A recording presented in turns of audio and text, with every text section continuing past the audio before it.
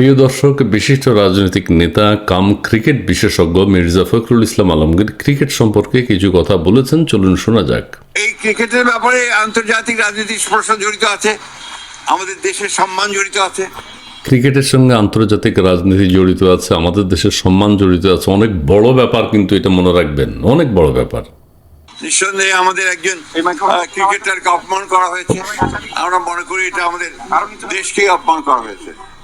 আমাদের একজন ক্রিকেটারকে অপমান করা হয়েছে, আমরা মনে করি আমাদের দেশকে অপমান করা হয়েছে। এটা বিশাল ব্যাপার, কিন্তু তারপরে উনি কি বলেন একটু শুনুন। সেক্ষেত্রে আমি মনে করি ক্রিকেট কন্ট্রোল বোর্ডের যে সিদ্ধান্ত, সেই সিদ্ধান্তের সঙ্গে আমরা একমত। কিন্তু ক্রিকেট কন্ট্রোল বোর্ডের সিদ্ধান্তের সাথে ওনারা একমত, ঠিক আছে, কিন্তু কি বলে এটা একটু মনোযোগ দিয়ে শুনবেন।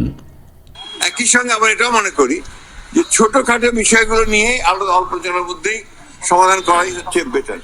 একটু আগে বললেন জাতীয় সমস্যা, আমাদের দেশকে অপমান করা হয়েছে, একটা বিশাল ব্যাপার। এখন বলছেন ছোটখাটো বিষয়গুলো আলাপ আলোচনার মাধ্যমেই সমাধান করা বেটার। এটা কোনো কথা হইল? একজন বিচক্ষণ রাজনীতিবিদ এত বড় সমস্যা দেখলেন, আন্তর্জাতিক সমস্যা জড়িত, আমাদের দেশকে অপমান করা হয়েছে, এটা কি ছোটখাটো ব্যাপার? এখন কি বলছেন? এইসব ছোটখাটো ব্যাপার আমরা মনে করি আলাপ আলোচনার মাধ্যমেই সমাধান করা দরকার।